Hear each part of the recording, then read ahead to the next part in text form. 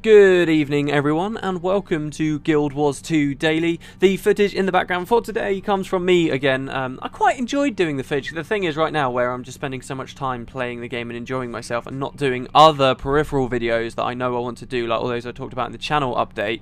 Where I'm doing that, I like that at least I can film something that I'm doing if I'm using my footage at the moment. I am still building that list and I will throw it out again in case anyone missed yesterday's video. If you have footage you'd like to appear on this show, get in contact with me, send me a link on YouTube and we can build up a list again. I'm using only footage that's actually come out for the game after launch, not beta stuff, to try and keep up to date, so we'll see how that goes. But yeah, it's me again. I'm on my elements list. I'm on the exact same setup as yesterday.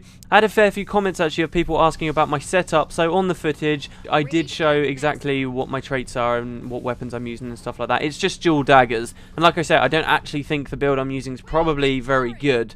Because it is so glass cannony. If you're not careful and you get knocked in the wrong direction, they will kill you very, very quickly, and you'll see that a few times as we go forward. I think it's a lot of fun though. I've pretty much only been using dual daggers as I've been going through. I swapped over to a staff for a while in World vs World because they're a little bit better for that, and I was using a staff in the Ascalon Catacombs as well, which I tried out the other day, which was really difficult, but using a staff I could actually get that bit of distance and add that little bit of support. Dual daggers there, I just did not have the survivability to get anywhere near any of the enemies if there was more than one of them, which is a bit of a shame, but hey, swapping weapons isn't the end of the world. But yeah, dual daggers, that's generally just my favourite thing for Ellie. If you are interested in it, also another good one is Scepter Dagger offhand. You still get a fair bit of the mobility, and your big spike actually is a little bit bigger because you can use Dragon's Tooth, Phoenix, and then you can use your 4 and 5 on your dagger, which is quite cool. So there's loads you can do with it. This is why I love the Elementalist, swapping the achievements and stuff. There are so many different combos and interesting things you can do that it's just incredibly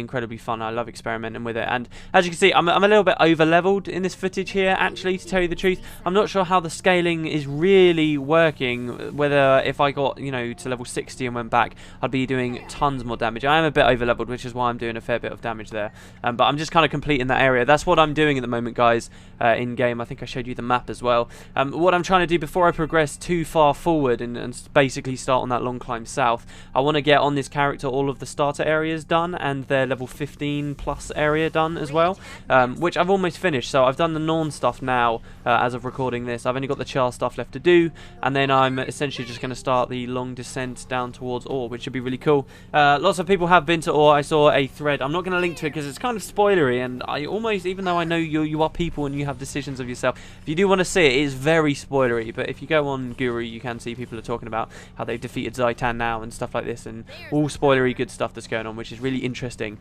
Someone did actually ask me on Daily yesterday, how am I going to handle spoilers going into the future?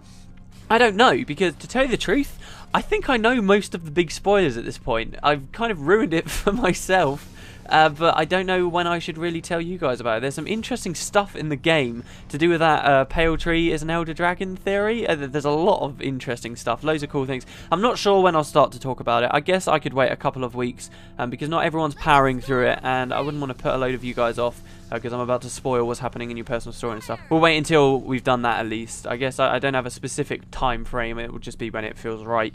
But anyway, moving on to the actual news. There's been a fair bit from ArenaNet. In fact, just before I started recording this, they announced on Twitter something they've done on Reddit, which I'll get into in a second. A couple of things that I found personally interesting though. There was an interview on Giant Bomb that didn't actually look at Guild Wars 2 too favourably. It was one of these guys that didn't really know much about the game before going in, and I think had a lot of the wrong expectations. There was a lot of overhyping for the game, we all know that there was, but this was a guy that just generally wasn't impressed and seemed to think it was completely standard cookie cutter, which, you know, might not interest a lot of you listening, but obviously Giant Bomb, if you're not aware, is a reasonably big gaming site, so that was quite an interesting read anyway.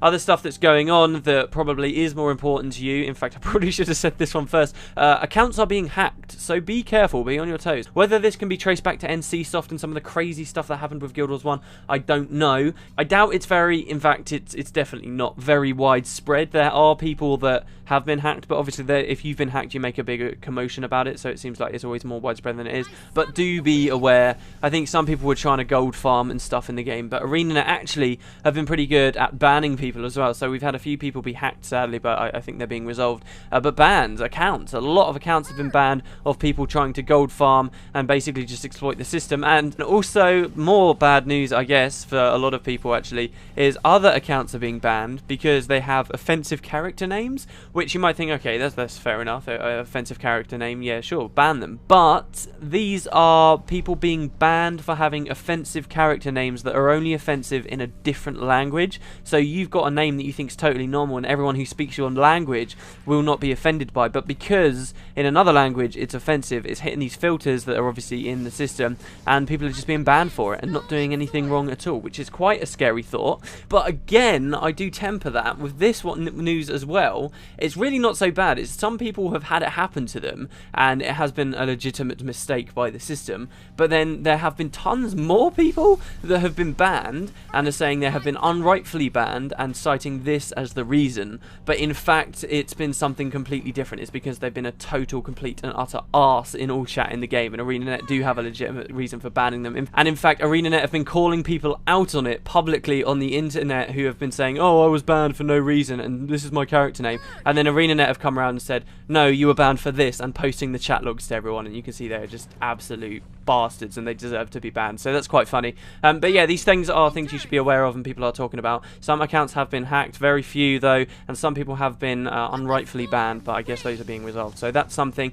And also there was a big post, this is the main thing really, there was a big post on Reddit today by ArenaNet. If you notice how they're using Reddit a fair bit more now actually, they kind of snuck up into it a little bit, and now they're kind of there quite a lot. I really like that. I like that they're embracing Reddit as an avenue for interacting with their community. It's really cool. But basically they posted on Reddit a lot of different stuff that they're talking about with the game. As we know, there have been a few issues. I've talked about them over the past couple of days on Guild Wars 2 Daily. I've been talking about so many issues. I'm scared that I'm putting people off the game because it's really not that bad, guys. It's really not that bad. But anyway, there have been these small things, and they have posted, and basically they addressed the hacks straight away. They said, yes, some people have been hacked, but they are going to be rolling out email authentication, which, without getting into specifics, it improves security and it will pretty much stop this kind of thing from happening, which will be great. And that's beginning on Thursday through a phased implementation. So you might get the authentication come to you straight away, or you might have to wait a little while, but that's rolling out from Thursday, so that'll be happening very soon, so don't be too worried about that. They also address something else quite interesting, which is servers, the server populations of people. Now, Europe has had a few problems, but it's really interesting to me that actually the French and German servers are incredibly full. Every single French server is on a high population, like nearly full. And get this, in Germany, all of the German servers, all of the German worlds are full. So ArenaNet are putting out new worlds straight away. They word it in such a way that to me it seems like they're going to be hesitant to put out too many extra worlds because they know that in a couple of months obviously the player base will drop down as people move on from the game, which is totally understandable. But for Germany, they are increasing the worlds. I think they said that they were adding 2 more worlds there and an extra world for France as well, because that's so high over there too, which is really cool. I'm surprised they kind of got caught with their pants down here though. They should have predicted, I think, that they'd need another world. At the end of the day, you look at how big of an audience Guild Wars 1 had in Germany, it was only natural that a big portion of that was going to come over to Guild Wars 2. But yeah, so they're adding more worlds there, and hopefully that will fix some problems, which is good to see. I think it's a good problem to have if you're going to have a problem with the servers, that they're too full at the very least. Another big problem that has been impacting us all for a very long time, and I've mentioned it, the trading post being down. Actually, ArenaNet put it up earlier. I think they tried to put it up globally to everyone, and then everyone immediately tried to log onto it, and it just crashed down again straight away, and it just didn't work. So what they've done now is the trading post is up, but only for a random 15% of players while they work out on getting the resources they need to have it running for everyone. So if you get lucky, I don't know whether you can play the system and log in and out until you get to that 15% or what, but if you get lucky, you could be one of those random 15% of players that has access to the trading post. That might not be a great thing though anyway, because if only 15% of everyone can get on it, then maybe you're not going to get the right sales or the right demand for certain things. So anyway, that's going on. They are working on the trading post, and for some of you it will be up, so be happy with that. Another service that's been down for today, oh my god, I make everything sound so bad. Another one that came down was the mail system. You might have noticed wasn't working. That actually wasn't through incompetence that fell off or anything. Actually, ArenaNet found out people were abusing the mail system somehow. How they were doing it, I don't know. It must have been some kind of item duplication.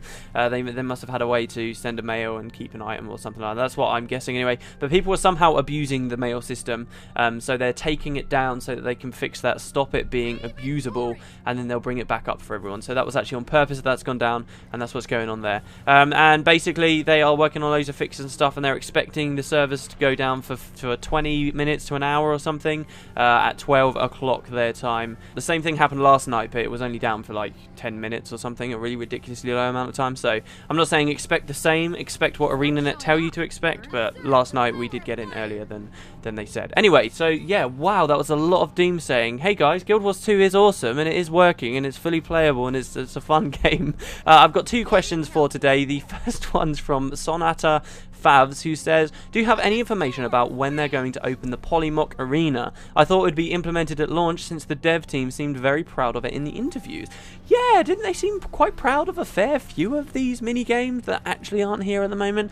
The main one for me is really the bar brawl. I mean, Jesus, they talked so much about that, and everyone was so excited about that, and it's not there. It's like, what? How? You talked about it so much. Were these just plans you had, but they weren't actually implemented? I do remember ArenaNet saying on several occasions that they don't talk about features unless they're in and fully working and implemented. So I don't know really. Maybe they've just got some problems with it. They want to iron them out before they put out the mini games. I think they probably had quite lofty expectations. At the end of the day, if you don't put in a reasonable amount of effort into designing the mini games, then they're just going to become some cheap little flick thing people do for a little while till they get bored of it, and then they never really want to go back because they're sort of done with it.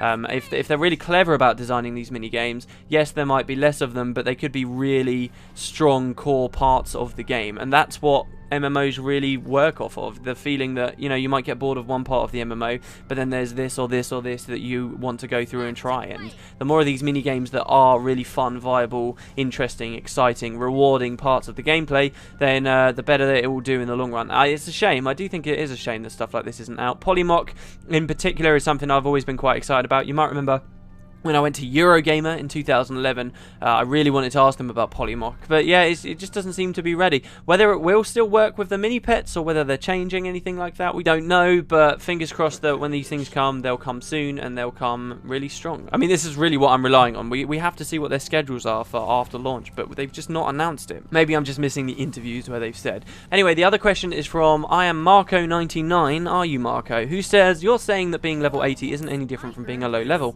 but don't you think that takes away from playing through the game? If there's nothing bigger or better to be done at those levels, then what is the point? It depends, I suppose, how important big numbers are to you, because if you don't actually care about the incredibly superficial fact that your numbers are doing more damage, the level you're at actually shouldn't mean a damn thing. Now, the waters do get more murky, considering that even though you're scaled down, you are not scaled fully down. So I mean, you will have noticed I'm level 40, right? I go back to a level 1 area at the moment, and I use one skill, pretty much any of my skills, and I just one hit stuff, okay, which isn't really something I think ArenaNet wanted to be there, but I guess that they decided it would be okay for that kind of thing to happen in the very early starter areas. No one's going to worry too much about that, and quite quickly as you then proceed, as you can see in the footage in the background right now, I'm over double the level I'm supposed to be for some of those areas, and I'm not one hitting them. So you do scale down to an extent that makes the content still fun, and that's really all it comes down to. How big are the numbers? That is the main difference between if you're a level 80 playing in a lower level area. If you were one of these people that rushed to level 80 right at the start,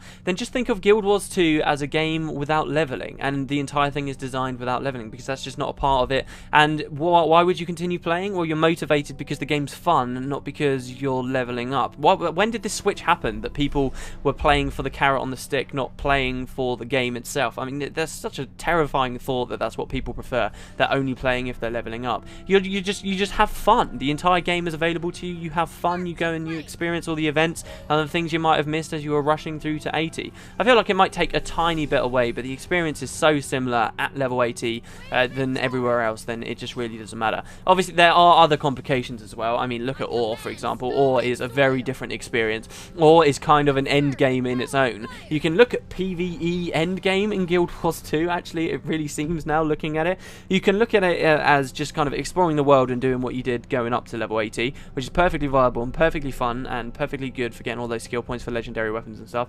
You can look at it as the dungeons as well, the really difficult content, going through the dungeons as much as possible. You can see that as the end game. And actually also, Ore is quite different from the rest of the game, to the extent now it seems that really that could be an end game in its own. Just really focus on these big branching meta events that take you to these awesome places and actually have some good unique rewards at the end of them too. So yeah, I mean, who cares if you're level 80? You've got all these different things to choose from now. That's why you're still playing the game. The feeling might be diminished ever so slightly because you would have been making more progress otherwise, I guess, because you would have been getting experience. But don't forget about karma. I mean, karma you can just view as the new experience once you're at level 80. You're doing it for the karma, and that ties in quite nicely as well, obviously, because on your way to level 80, presumably you finish the hearts, which are a one-time thing, and now what's left in is repeatable, gives you, guess what, karma. That's kind of the way I see it. The level 80 guy that rushed there has been, I've seen quite a lot of animosity towards him saying, oh, he's just wasted the experience, oh, he's ruined it.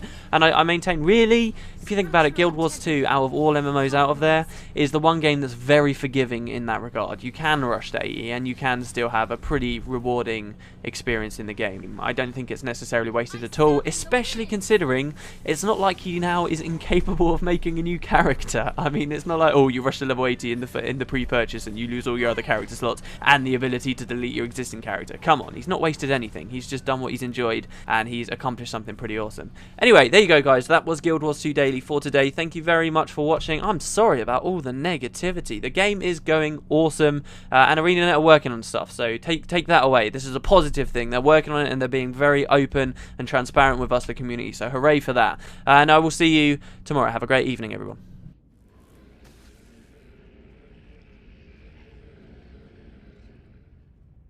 Observe the power of fire!